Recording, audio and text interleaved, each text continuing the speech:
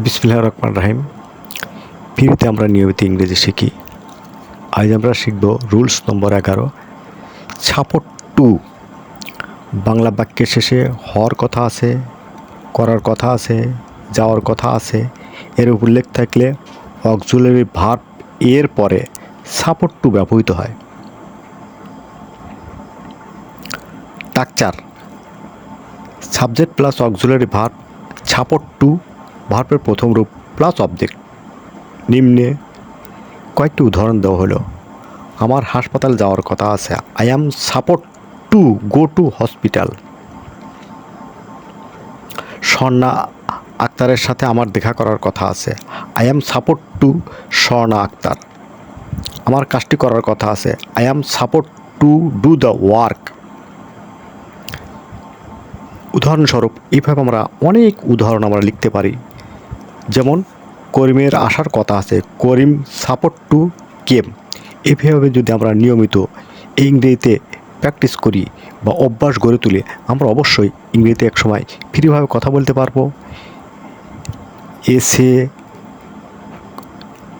Short story, completing story, paragraph, এগুলি আমরা ফ্রিভাবে লিখতে পারবো এবং ফ্রিভাবে আমরা ইংরেজিতে কথা বলতে পারবো।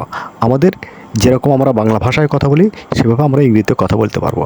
আর ইংরেজিটা খুবই গুরুত্বপূর্ণ ছাত্র জীবন। ইংলিশটার গুরুত্বপূর্ণ অপরিসীম। যদি আমরা ইংরেজিতে ভালো করতে পারি তাহলে আমাদের দেশে ভালো ভালো চাকরির সম্ভাবনা থাকে, বহির্বিশ্বেও আমাদের ভালো চাকরি করার সম্ভাবনা থাকে। এজন্যে আমি আপনাদেরকে বলি, আপনারা আমার এই ভিডিওগুলি নিয়মিত দেখবেন এবং আমার সাথে থাকবেন।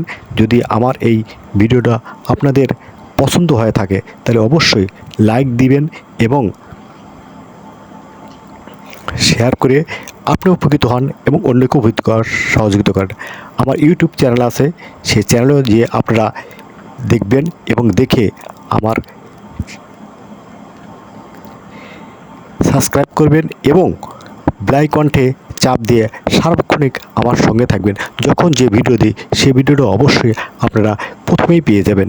এতে আপনারা উপকৃত হবেন। ধন্যবাদ। আসসালামু আলাইকুম ওয়া রাহমাতুল্লাহি ওয়া বারাকাতুহু। আপনারা সুস্থ, সুন্দর ও নিরাপদে থাকুন।